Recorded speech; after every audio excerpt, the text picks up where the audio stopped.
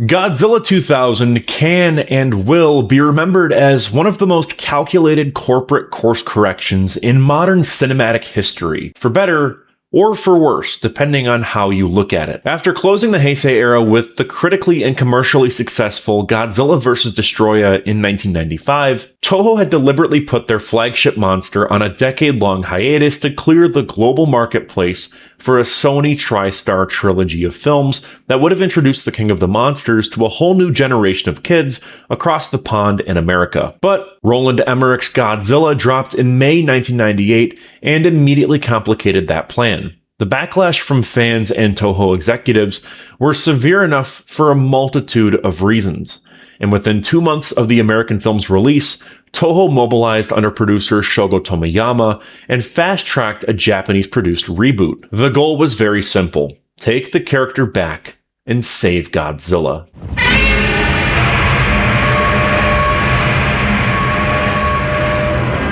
Godzilla is fundamentally a physical monster. Since suit actor Haru Nakajima debuted the character in 1954, the studio had used suitmation to bring him to life. Despite the 1998 movie utilizing a ton of practical effects, it still came off as being overly reliant on digital, weightless CGI slop in the eyes of Toho. To them, it was a fundamental betrayal of Godzilla's cinematic lineage through and through. Screenwriters Hiroshi Kashiwabara and Wataru Mimura responded by discarding the entire Heisei continuity and positioning the new film as a direct sequel only to Ishiro Honda's 1954 original. The clean narrative slate allowed the filmmakers to recast Godzilla as a force of nature, rather than the sympathetic, occasionally heroic figure that he had become in the late Showa films. The script was built to basically be the antithesis to the 1998 American film, where TriStar's creature retreated from artillery. The Japanese military in Godzilla 2000 explicitly notes that Godzilla always advances no matter what. Toho selected the safest possible option to helm the film. Takao Okawara, a filmmaker whose history with the studio ran very deep. He had worked under Akira Kurosawa, Ishiro Honda, and even was the assistant director on Return of Godzilla in 1984. He would go on to make Godzilla vs. Mothra, Godzilla vs. Mechagodzilla in 1993, and the apocalyptic masterpiece Godzilla vs. Destoroyah in 1995. Godzilla 2000 would be his final franchise assignment and his last feature at Toho. Throughout production, Okawara's instinct was to treat giant monster films primarily as populist entertainment, and his human scenes consistently carried comedic subplots, which a noticeable chunk of the Godzilla franchise tended to lean to up until this point. Behind the monster performances were two accomplished suit actors. Tsutomu Kitagawa took over Godzilla from Kenpachiro Satsuma. He was an accomplished gymnast and a stuntman who had joined Sonny Chiba's Japan Action Club in 1975. Kitagawa spent decades performing in Toei's Super Sentai programs, portraying Blue Flash in Flashman and Ninja Black in Kaku Ranger. Most recently, he had played Cretaceous King Ghidorah in Rebirth of Mothra 3 in 1998. Noticeably, he didn't attempt to replicate Satsuma's slow, lumbering physicality. Instead, he brought a feral, athletic quality to the character, utilizing low crouches, aggressive head tilts, and charging stances that gave the monster a more volatile energy. The suit was designed and built by Shinichi Wakasa's Creature Workshop Monsters Inc. It weighed roughly 100 pounds and was sealed tightly enough to cause extreme heat and suffocation, which was common for most Godzilla suits. It required external oxygen tubes, though, that were inserted into the neck between takes. There was one moment where the suit actor almost died. No hyperbole. Tragedy almost happened while making this movie. During an underwater shoot in Toho's studio water tank, a crane lowered Kitagawa into the water while his breathing apparatus detached inside the sealed suit. Unable to breathe and with his vision completely obscured by the costume, Kitagawa screamed for help. The mechanical crew were unable to hear him over the machinery and continued the descent into the water, but thankfully, the safety divers that were present on set were able to extract him before the situation turned fatal.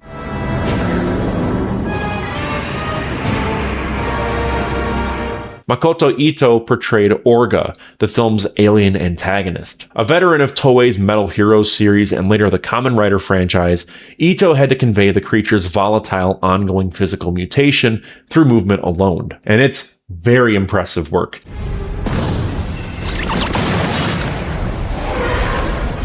He physicalized Orga as a thing coming apart at the seams, using heavy off-balance lunges and expressive upper body posturing to suggest an alien mind struggling to control a body that was fundamentally rejecting it.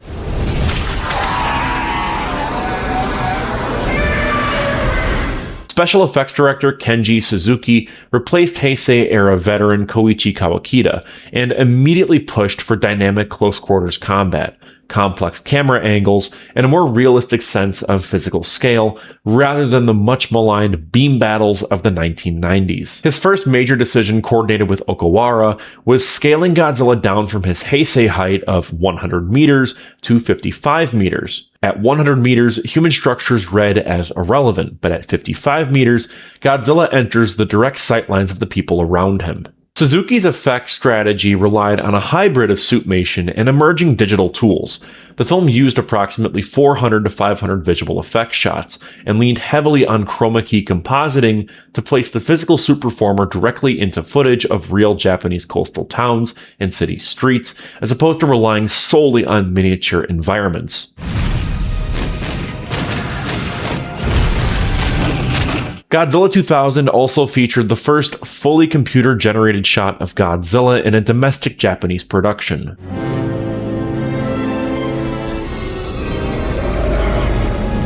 Orga's design carried a layer of meta-commentary that was entirely intentional. Orga was physically modeled after Patrick Tatopoulos' 1998 American Godzilla design, down to the pale gray-blue skin, elongated jawline with a severe overbite, thin reptilian snout, three-toed feet. The narrative logic behind all of it mapped cleanly onto what Toho's vision of what Hollywood had done was. An outside entity had taken Godzilla's genetic material and produced a deformed, unstable imitation that couldn't contain what it had stolen. Orga's defeat is the film's most viscerally satisfying sequence, but it also is thematically precise. When Orga unhinges its jaw and begins to swallow Godzilla whole, it is attempting total absorption, trying to fully become Godzilla by consuming him entirely. And Godzilla, from inside the creature that is trying to erase him, detonates. He releases an atomic shockwave that destroys Orga's entire upper body.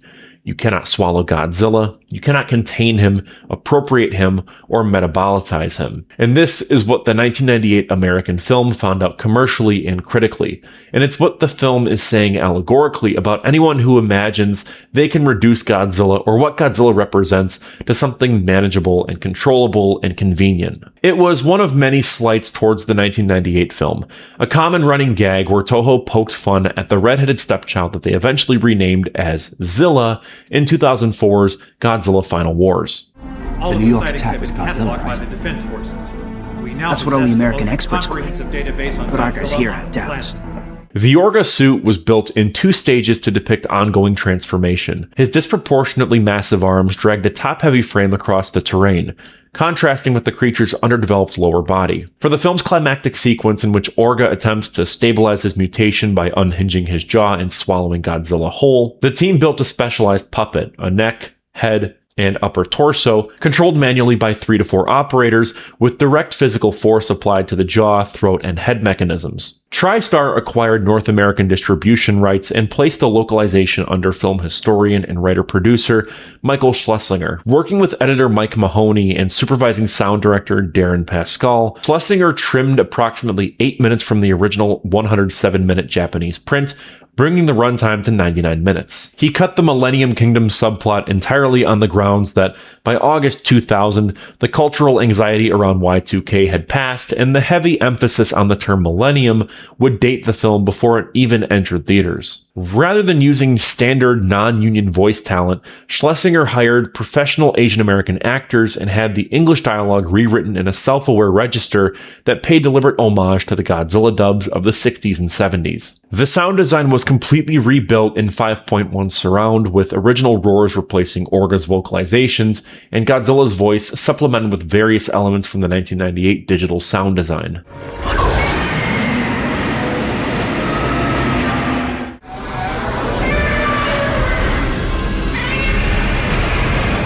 The original Japanese director reportedly preferred the American cut to his own, which, as far as I'm aware, is one of the only times that has ever happened in franchise history. Following the theatrical run, Schlesinger, Joe Dante, and John Davidson pitched a $20 million American-produced Suitmation sequel called Godzilla Reborn. It would have starred Bruce Campbell as a Hawaiian hotel owner and Jamie Lee Curtis as a reporter, with Godzilla fighting a volcano bat monster named Miba. Toho approved the script, but when Sid Ganis took over as head of production at Columbia, he chose to prioritize Spider-Man, and the production was cancelled.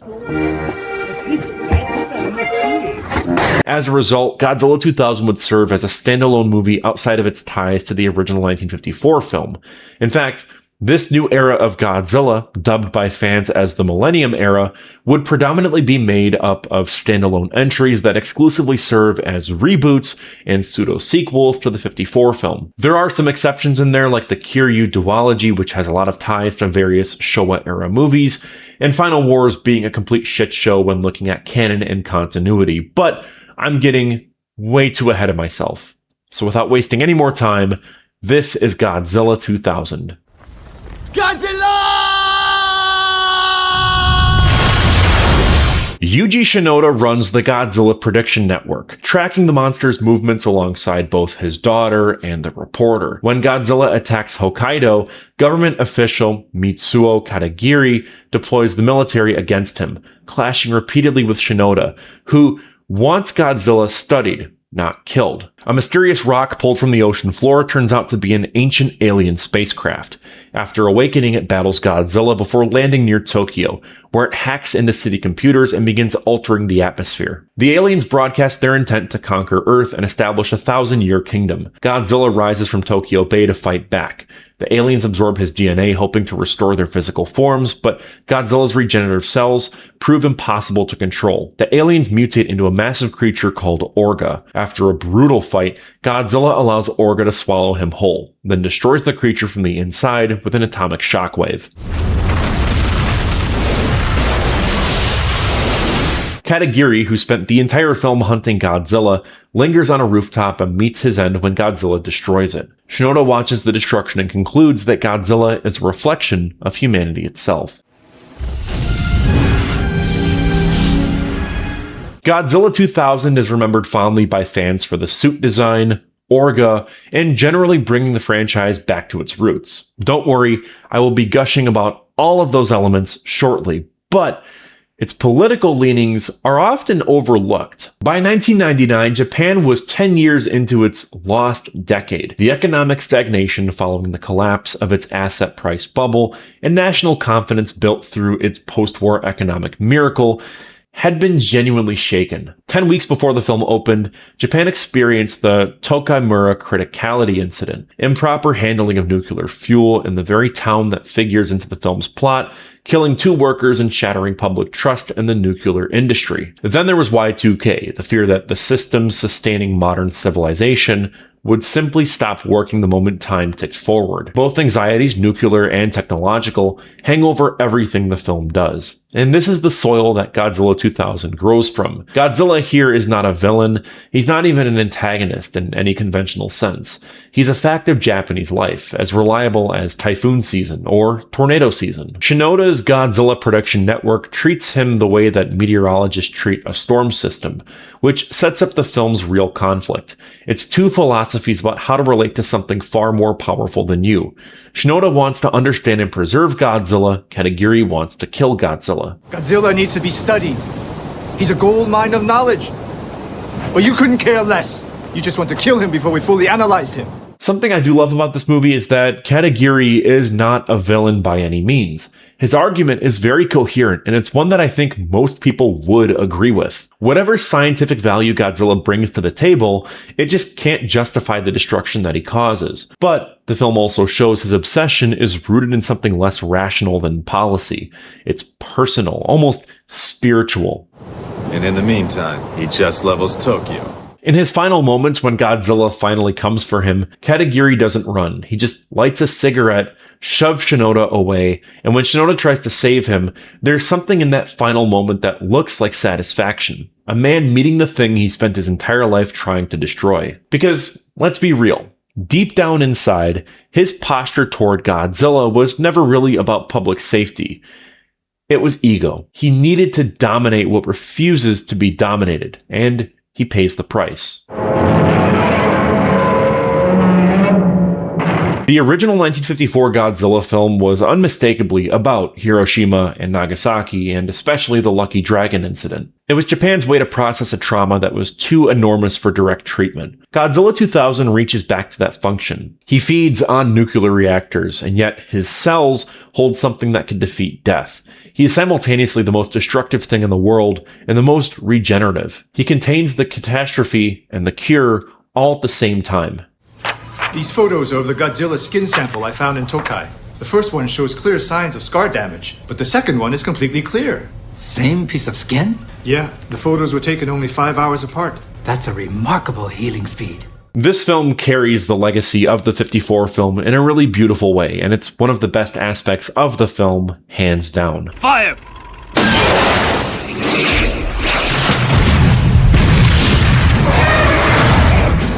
But is this movie really that good? Does it deserve the praise that fans give it? Frankly, yeah, kinda, sorta, I don't know. I have no strong feelings one way or the other. Let's try to start with the positives here. The Godzilla Prediction Network is a very smart structural choice. I like watching Shinoda and his daughter chase him down the way that storm chasers go after tornadoes, treating a 200-foot tall monster with the same procedural calm that you'd give an incoming weather system. At times it kind of feels like Twister, but with Godzilla. I dig it. What I can't get past is Shinoda actually bringing his daughter along for these outings. Dad, come on, let's go! I think he's a bad parent. He's irresponsible. A real storm chaser wouldn't bring their little-ass kid into the middle of an active hurricane. And the film never once questions why Shinoda keeps doing exactly that. It's kind of fun that the guy that voiced Shinoda in the English dub also played Shredder in 1991's Teenage Mutant Ninja Turtles 2: Secret of the Ooze. But the comedy is where I start losing patience with this movie. One scene builds an entire bit around a man giving a stranger directions while his coworker keeps getting smacked in the head every time he gestures which way to turn. Left. Oh. Right? Okay. Then when you get to the end, turn right. We just had one of the coolest openings to any Godzilla movie, and then we get this Showa-era slapstick nonsense. Got it? Yeah. First left, then right. It reminds me of stuff that belonged in 1962's King Kong vs. Godzilla, or an Abbott and Costello movie, or maybe even the Three Stooges. I don't have a problem with that kind of comedy existing in this franchise, but in a movie like this, it feels totally bizarre. This movie is very bleak at times, and I think the humor doesn't really do much to lighten that load. It just distracts from it more than anything. Richard Lester ran into this exact same problem when making Superman 3, where broad comedy kept crashing into the movie's more dramatic scenes. Neither mode ever got room to land because the other kept interrupting it. Godzilla 2000's prologue is about as grim as this franchise gets, and I love it. I wanted the film to trust that register enough to hold on to it, especially once Orga shows up. Orga is a genuinely unsettling creature. It deserved an atmosphere that matched around it, not another that was undercut by comedic relief every now and then. Something else I really don't like about this movie is its screenplay. It doesn't trust its human characters enough to dramatize what it wants you to understand about them, so it just has them say everything out loud. Katagiri and Yuji's first scene together is the clearest example. These two men have real history together. The movie has every ingredient for a charged, loaded first meeting. It throws that material away by having both men stand next to each other and just recite their entire ideological conflict, like two op-ed writers restating positions for a reader who wasn't paying attention the first time. Hello, Shinoda. It's been a long time. Not long enough. I'd hope never to see you again. Everything about this conflict works very well on paper. The execution just flattens it into exposition, and that pattern repeats throughout most of the human scenes. You and Miyasaka were a fine team. You should have come with him when I established CCI. Not in 1,000 years. It breaks the rule of show, don't tell. This movie should basically be called Godzilla 2000 Tell, Don't Show. But when the movie does show, it shows. Whatever. What I'm getting at is the cinematography and the suit performance is where this movie hits its highest level of craft. Seriously, this is some of the best Godzilla material in any Godzilla movie, maybe ever. The opening leans hard on smoke and mist to obscure and reveal Godzilla in pieces. The shot of him slowly leaning toward the van, slowly resolving out of the fog, might be my favorite single Godzilla shot in the entire series. Low angles do a lot of the same work throughout the film, selling a man in a rubber suit as a 100+ foot monster without the camera ever needing to explain how. But none of that framing would matter if the suit itself weren't this good, and the Godzilla 2000 suit is one of the best designs the franchise has ever produced. The proportions, the posture, the way the spines catch light and shadow, and even the way they kind of jiggle every now and then. It is amazing. It's intimidating. I love it. Cinematographer Yude Kato deserves a huge amount of respect for how deliberately all of it is shot and framed. One of the best shot Godzilla movies ever, hands down. But there are some shots that look pretty bad. For every God tier shot that I want framed on my wall, you have the wide shot of Godzilla walking toward the camera where the frame pulls back and the compositing gives itself away as being a very rough green screen shot. Ahead of its time? Sure. Are they trying to push the boundaries? Absolutely. But it just doesn't work for me, especially on repeat viewings. It stands out like a sore thumb among the amazing shots that we got previously. The underwater sequence has a similar problem from a different angle. It's fully CGI and it just looks like shit. I'm sorry. I know they're trying their best here, but for a movie that's trying to give the middle finger to Godzilla 98 for relying so heavily on CGI, Godzilla 98's CGI just mogs that shot hands down. Now, neither shot ruins the movie outright. I think they're very small blemishes on a film that is packed with some of the best composed Godzilla cinematography that this franchise has ever produced. I just have to point that out because that's kind of my job. Orga might be the best piece of pure monster design this movie produces, and I think the fan base honestly undersells it at times. Everything about the creature feels alien in the most literal sense. I love the asymmetry, the top-heavy mass, the sense that you're looking at something that was never supposed to have a body in the first place. It feels wrong and uncanny, and I love it. I love when the military or even another monster tries new and inventive ways to kill Godzilla, and trying to eat Godzilla is definitely a new one. I'm kind of wondering how many fetishes this created in certain people, because good lord, do not look up Godzilla being swallowed. You will see the most disgusting shit imaginable. I know there's probably some people out there that love that crap. I'm looking at them right now. Yes, you right there that are watching this video, I know you enjoy that crap. Jokes aside though, it's honestly a shame that Toho never brought Orga back for a proper rematch. Sure, he showed up in the anime trilogy very briefly in one shot, but come on, bring Orga back. The character rules, and in general, I would love to see more Orga representation in merchandise. It's pretty difficult getting your hands on some quality Orga merch. I have like one Movie Monster series figure that I had to pay an arm and a leg for. I would love to see more Orga in general. Toho, please stop ignoring this monster. Orga is fucking cool. Overall, Godzilla 2000 brought the franchise back to where it needed to be. It saved Godzilla's reputation and would allow for more Japanese films to be made in the early 2000s. It's just a shame that a lot of those early 2000s films are such a mixed bag. But that doesn't matter because Godzilla is back. And with all that out of the way, I'm Cole McCormick. You're watching Firewood Media. This video is just one small part of a massive ongoing retrospective project where I revisit and review every single Godzilla movie and TV show. If you're new to the channel, I've covered every prior entry from this point in the series history. Yes, every movie, every TV show. I even talked about Zone Fighter, so I highly recommend you go back and give those a watch. And if you're a returning channel viewer, welcome back. The Godzilla retrospectives have returned. I know a lot of people were disappointed that I went on a bit of a hiatus from making these videos, but between the research, the writing, the filming, the editing, each one takes a very long time to produce. I started this series all the way back in early 2024 when I was still in college. I am now a homeowner, deep in a real-world 9-to-5 career. I did not expect this series to take this long to produce, but we're finally in the home stretch. It's kind of funny to think that I was originally going to just release this entire retrospective series as one big video.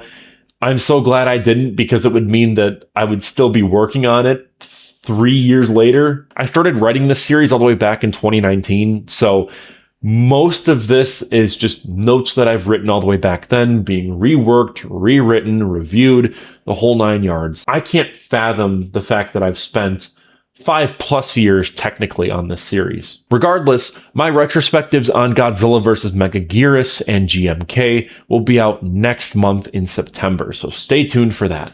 The goal is to gradually chip away at this and try to post 1 or 2 installments of the series in a month span. I know when I was covering the Showa era, I was posting these weekly, but my god, do I want to diversify my upload schedule and give myself more time to refine my content. Speaking of, if you like the content that I produce, consider subscribing or becoming a member to support the channel. It's only $1.99 a month, and you get early access to videos just like this one. You also get access to the Discord, exclusive one-off videos, the whole 9 yards. It's pretty cool stuff. Either way, thank you all so much for watching, and I will see you in the next one. Peace out.